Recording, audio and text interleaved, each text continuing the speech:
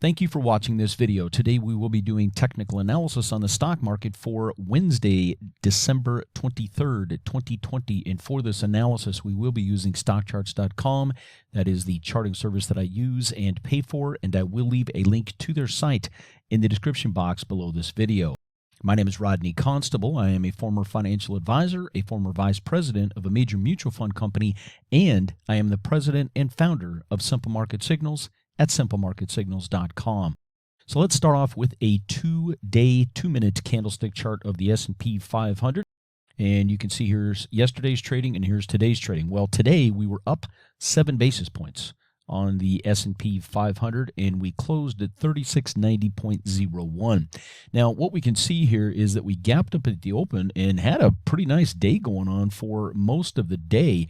But you can see here that during the last 10 or so minutes of trading, man, we really just sold off hard and went from having a halfway decent day to a modestly decent day, and we are now back below that 3,700 level. It looked for most of the day like we were going to close above 3,700 right here on the S&P 500, but it wasn't meant to be, at least for today. The next chart that we're going to look at is an hourly candlestick chart of the S&P 500 that starts on December 1st. So it's December 1st through the balance of the month there. So we're just focusing on this month and what's been happening. And what we can see here is there's been a ton of volatility in the stock market. It's easiest to see here when you put the market under the microscope, as I think about it, and we're looking at these hourly candles, and you can really see the volatility, especially over the last couple of weeks in the S&P 500. And of course, the blue line is 3,700. You know, we've had some trading in a few days where we've closed above 3,700. Looked like today was going to be one of those days, but as we saw the last few minutes of the day, man, the market just really sold off hard. So you know, we're just seeing a lot of chop and some sideways trading basically in especially the large caps right now. Small caps have been doing pretty well the last few months, and we'll talk about that here in just a second.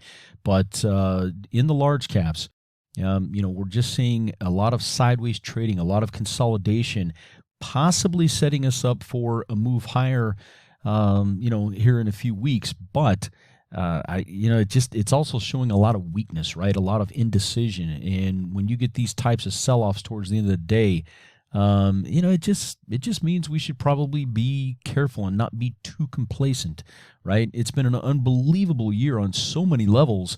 But as I encouraged last night, for any of you that have watched my video from last night, probably not a bad idea to rebalance portfolios, capture some profits here at this time.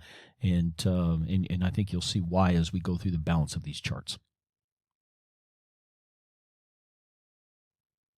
The next chart we're going to look at is for the Dow Jones Industrial Average, and this chart, like the last one, is for the month of December only. Each candlestick represents 1 hour. On this chart, on the Dow Jones Industrial Average, the blue line is set at 30,000, and you can see that, you know, we have just been bouncing back and forth, kind of staying above the 30,000 level, but just a lot of sideways chop here for most of the month of December. The Dow was up 38 basis points today, and we did close at 30,129.83. But again, you can see this predominantly sideways trading action with volatility that we've been experiencing for most of the month of December in the Dow Jones Industrial Average. The next chart that we're going to look at is for the triple Qs, and the triple Qs, of course, that's the ETF for the NASDAQ 100. Triple Qs down 50 basis points today and closed at 308.20. So we are staying above this 300 level on the triple Qs. However, just like what we saw on the Dow and the S&P 500, we definitely sold off during that last couple of hours of trading today in the triple Qs. So especially in the large caps, we've just been languishing here.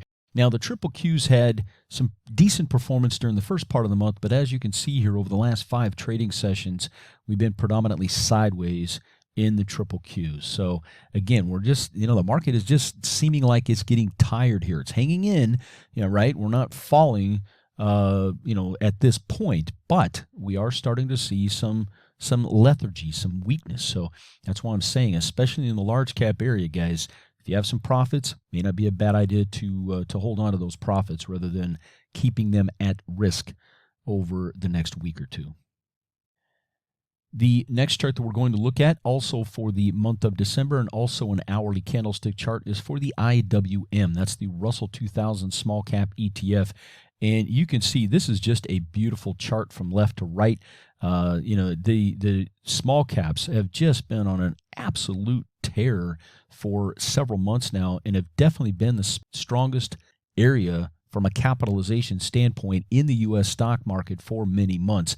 The IWM was up 84 basis points today, and the Russell 2000 Small Cap Index closed at another new all-time closing high today. So the small caps have been on an absolute tear after consolidating and trading sideways for basically 3 years, guys. They didn't go anywhere from the tail end of 2017 until just recently, but they're making up for some lost ground as of late, as you can see in this very, very beautiful chart of the IWM for the month of December.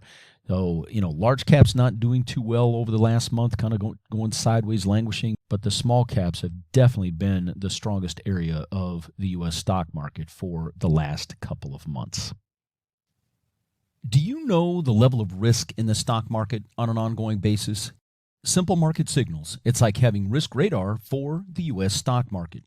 Simple Market Signals is less than $20 per month. Simple Market Signals is for financial professionals and individual investors. What is it costing you to not have this information? To get started, go to simplemarketsignals.com. And if you would like even more information about how you can benefit from Simple Market Signals, I have the following videos that will be linked in the description box below this video.